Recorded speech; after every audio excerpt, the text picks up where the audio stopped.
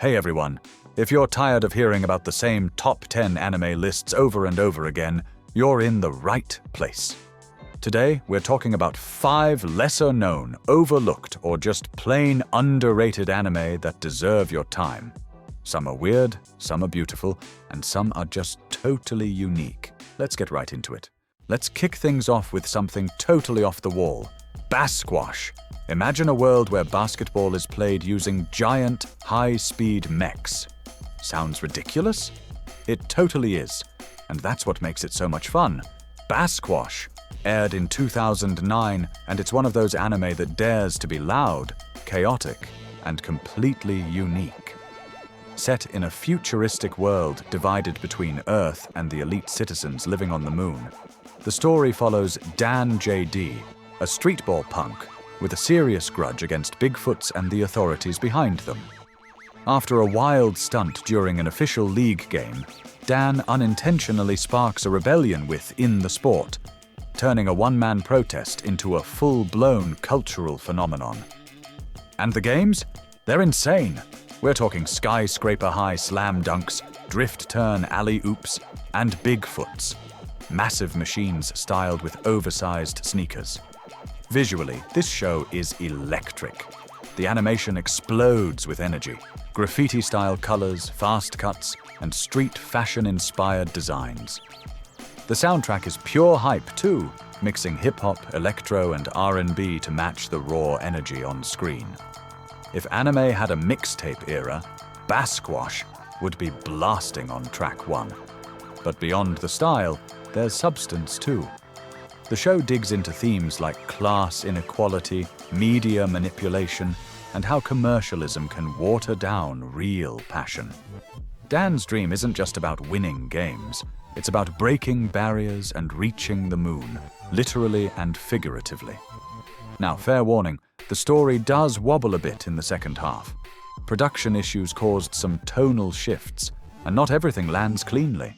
But even with its flaws, Basquash is a bold swing. It doesn't play it safe, and in today's anime landscape, that makes it a rare gem. If you want something that's weird, wild, and unlike anything else, Basquash deserves a shot. Next up is Deca-Dence, one of the most underrated sci-fi anime of the past few years. It aired in the summer of 2020, but barely made a ripple despite being one of the most creative and original shows of that year. And trust me, the less you know going in, the better.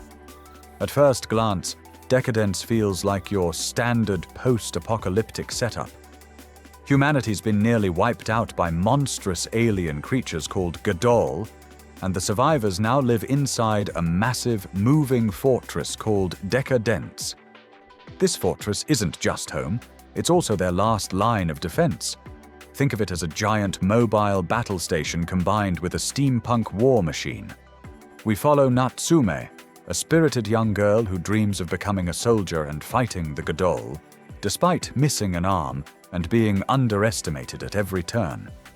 Instead, she's assigned to maintenance duty and ends up working under Kaburagi, a gruff, world-weary repairman who seems content with keeping his head down and fixing things.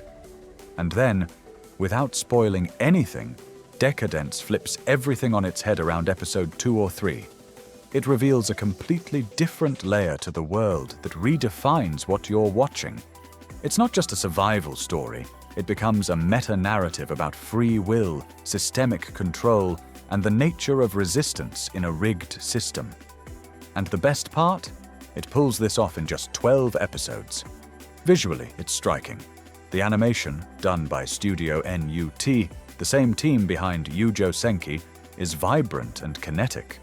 The fight scenes are dynamic and creative, especially when characters are zipping around on jetpacks in mid-air, trying to take down a variety of odd-looking monsters. And the world building? Tight. Every twist, every concept, no matter how wild, feels like it fits in place. What makes Deca-Dence stand out isn't just its twist, it's how smart and sincere it is. The show manages to explore heavy ideas, like control, rebellion, and identity, without losing its heart. Natsume's journey is genuinely inspiring, and Kaburagi is one of those characters who surprises you more the longer you watch. If you're looking for something fresh, intelligent, and completely unexpected, Deca-Dence deserves a spot high on your watch list. Sliding into slot 3 is Akudama Drive, a high-octane cyberpunk thrill ride that dropped in late 2020, and way too many people slept on it. Imagine Blade Runner meets Danganronpa with a splash of Tarantino.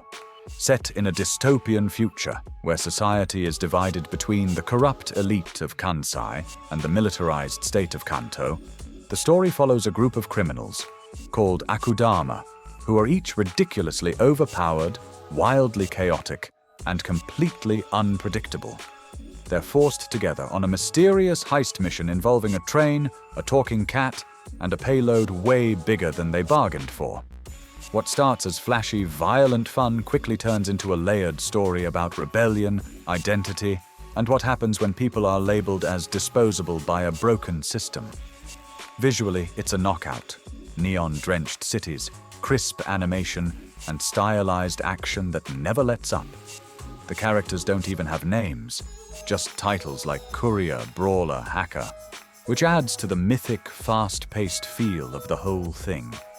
Akudama Drive is short, only 12 episodes, but it sticks the landing with one of the most satisfying final stretches in recent anime. If you're into shows with attitude, grit, and a whole lot of style, this is a hidden gem you don't want to miss. Okay, we've had robot basketball, cyberpunk chaos, and post-apocalyptic twists, but now it's time to chill. Slot 4 is for the comfort food of anime, Campfire Cooking in Another World with My Absurd Skill. This one aired in early 2023 and quickly became a surprise hit for those who needed something easygoing, fun, and delicious. The premise is classic isekai. An ordinary salaryman named Mukuda Tsuyoshi gets summoned to a fantasy world along with 3 other heroes. But while the others get flashy combat powers, Mukuda's only skill is something called online grocery. Basically, he can access a modern Japanese convenience store in a medieval fantasy world. At first it sounds like a joke, but here's the twist. It works so well. Mukuda figures out that his real power isn't in fighting monsters, it's in feeding people, or creatures. With ingredients from our world and some expert cooking skills, he starts making dishes that blow the minds of everyone around him.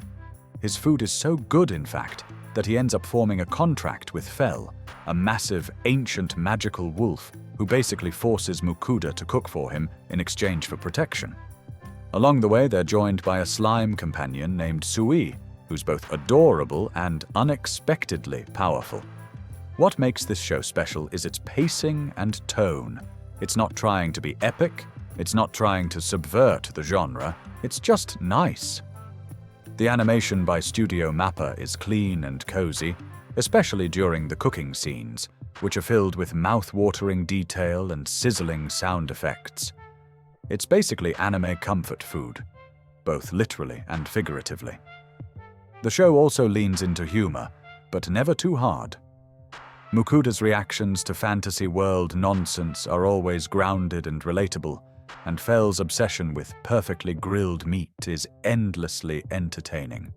There's just enough world building to keep things interesting, but it never overwhelms the relaxed slice-of-life vibe. If you're tired of overpowered isekai protagonists yelling their way through grim, dark plot lines, Campfire Cooking is the perfect change of pace. It's warm, funny, low stakes, and full of flavor.